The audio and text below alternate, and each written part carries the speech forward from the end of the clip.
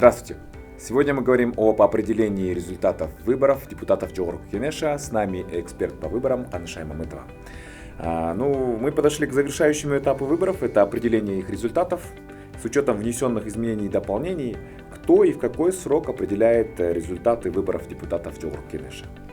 В соответствии с внесенными изменениями в закон о выборах, официальное определение результатов выборов как по одномандатному, так и по единому округу осуществляет Центральная избирательная комиссия.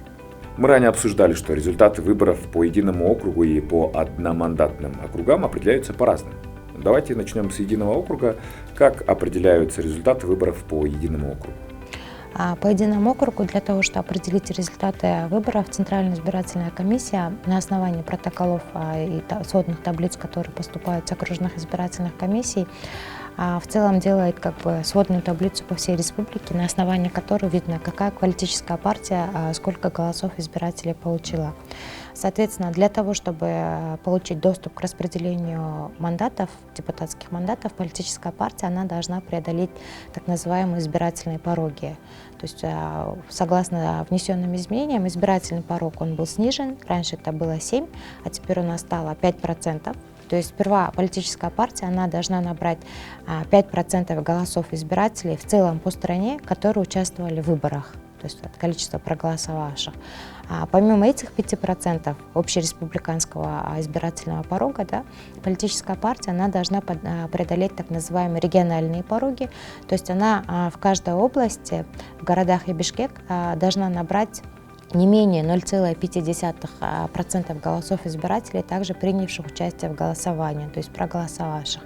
Соответственно, те политические партии, которые преодолели два этих барьера, они допускаются к распределению мандатов. И количество мандатов, подлежащие распределению каждой политической партии, оно определяется по квоте Хэра, которая также указана в законе. Каким образом мандаты, полученные списком кандидатов по единому округу, распределяются между кандидатами внутри списка? Учитываются ли квоты при распределении мандатов внутри списка кандидатов? Законом установлено, что при распределении мандатов, подлежащих политической партии, в первую очередь подлежат распределению не менее 30% мандатов среди лиц женского пола. То есть это резерв, который установлен законодателем для женщин в качестве специальной временной меры. То есть, к примеру, если политическая партия по результатам голосования получает 9 голосов, 9 мандатов, то 30% этих мандатов, а именно 3 мандата, отдаются 3 женщинам-кандидатам из списка кандидатов этой политической партии. И эти 3 мандата, они отдаются тем женщинам, 3 в данном случае, которые получили наибольшее количество голосов избирателей. То есть по результатам выборов мы же видим не только сколько голосов получила политическая партия, но и внутри политической партии мы можем посмотреть, сколько каждый кандидат получил голосов. То есть составляется так называемый рейтинг кандидатов. И, соответственно, в данном случае было 9 мандатов, из них 3 мы должны были отдать женщинам, 30%, а 3 мандата отдаются 3 женщинам, которые получили наибольшее количество голосов. Оставшиеся 70% мандатов, то есть в нашем случае это было из 9 6, 6 мандатов они распределяются между другими кандидатами. То есть многие думают, что раз 30% отдано женщинам, то остальные 70% должны распределяться между мужчинами. На самом деле это не так.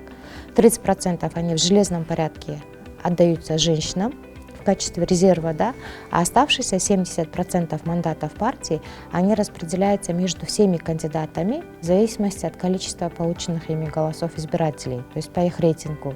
И в этой ситуации, если женщины-кандидаты будут набирать голоса избирателей наравне с мужчинами, то у них есть возможность, помимо этих 30, еще и 70% какое-то количество мандатов себе забрать. А как определяются результаты выборов по одномандатным округам? В одномандатном округе намного все проще, то есть по результатам протоколов, поступивших из участковых избирательных комиссий, сводного протокола об итогах голосования окружной избирательной комиссии, Центральная избирательная комиссия признает избранным депутатом Джохорку Кенеша того кандидата в одномандатном округе, который набрал простое большинство голосов избирателей. То есть здесь не требуется, чтобы в одномандатном округе кандидат набрал, допустим, более 50% голосов избирателей, которые которые пришли проголосовать. От него достаточно, для того, чтобы выиграть, чтобы он набрал больше, чем все остальные кандидаты, и, соответственно, больше, чем позиция против всех. И здесь, кстати, может сложиться ситуация, при которой первые два кандидата по голосам они могут набрать одинаковое количество голосов. К примеру, там по округу шли пресловутые кандидаты Иванов и Петров, и у них одинаковое количество голосов в одномандатном округе. Они оба лидеры, и у них совершенно один в один одинаковое количество голосов. А в этом случае, в соответствии с законом, мандат будет отдан тому депутату, который первым подал полный пакет документов на регистрацию. Такая вот норма. И последний вопрос. В какие сроки определяются и публикуются результаты выборов? Здесь законом установлено, что Центральная избирательная комиссия в течение 20 дней определяет результаты выборов.